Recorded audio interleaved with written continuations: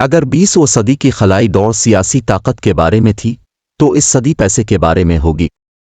لیکن ان لوگوں کے لیے جو انسانوں کو چاند اور ممکنہ طور پر مریخ پر واپس بھیجنے کا خواب دیکھتے ہیں، یہ زندہ رہنے کا ایک پرجوش وقت ہے، چاہے وہ صدور ہوں یا ارب پتی کرایہ ادا کر رہے ہیں۔ خلائی پرواز میں ایک نشت ثانیہ کا لمحہ گزر رہا ہے جو اپولو پروگرام کے دنوں سے نظر نہ آنے والی نئی توانائی لا رہا ہے، اور پہلی بار حکومتوں کی بجائے نجی کمپنیوں کے ساتھ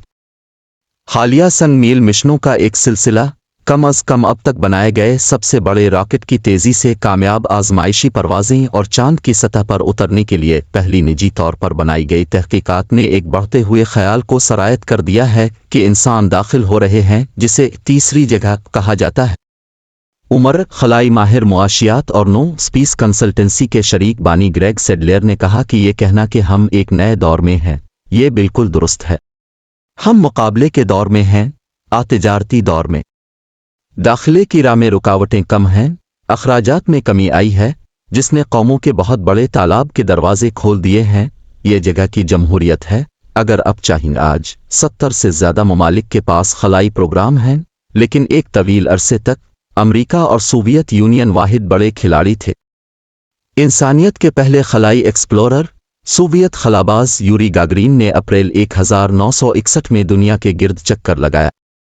ایک سال بعد امریکی صدر جان ایف کینیڈی نے اپنی مشہور ہم چاند پر جانے کا انتخاب کرتے ہیں تقریر کرتے ہوئے وعدہ کیا کہ ایک امریکی آدمی کو چاند پر لے جائے گا۔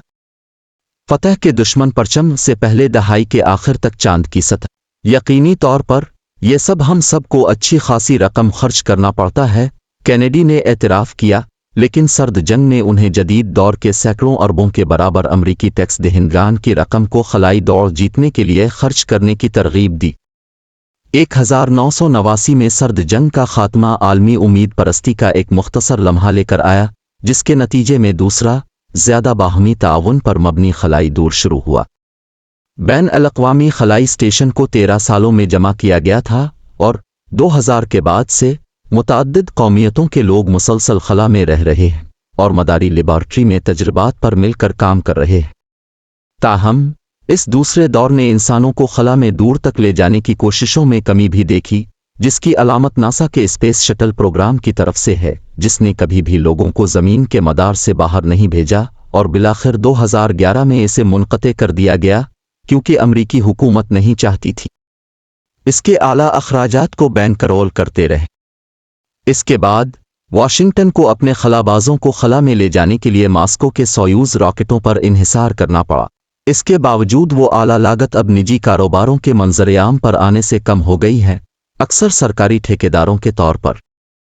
پچھلے کچھ سالوں میں ان میں سے کچھ کاروباروں نے پیسہ کمانا شروع کر دیا ہے، اگرچہ شاہ سرخیوں پر قبضہ کرنے والی وجوہات جیسے کہ خلائی سیاحت سے نہیں بلکہ زیادہ تر مواصلاتی سیٹلائٹ بھیجنے کے لیے، خاص طور پر براڈ بینڈ انٹرنیٹ۔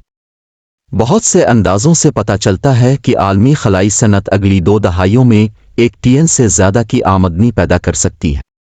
بااثر حکمت عملی اور انتظامی کنسلٹنسی مکنزی کمپنی کی طرف سے گزشتہ سال شائع ہونے والے ایک مضمون میں عالمی مینیجنگ پارٹنر باب اور ان کے ساتھیوں نے CEOs کو لکھا، اگر جگہ آپ کی حکمت عملی کا حصہ نہیں ہے تو اس کی ضرورت ہے۔ انہوں نے مزید کہا، صرف حال ہی میں ہم نے لاگت کے منحنی خطوط میں نمایاں سرعت دیکھی ہے، دوبارہ استعمال، بہتر انجینئرنگ اور حجم میں اضافہ کی بدولت لانچ کی لاگت 95 گر گئی ہے۔ آنے والے سالوں میں ایک اور بڑے پیمانے پر کمی متوقع ہے۔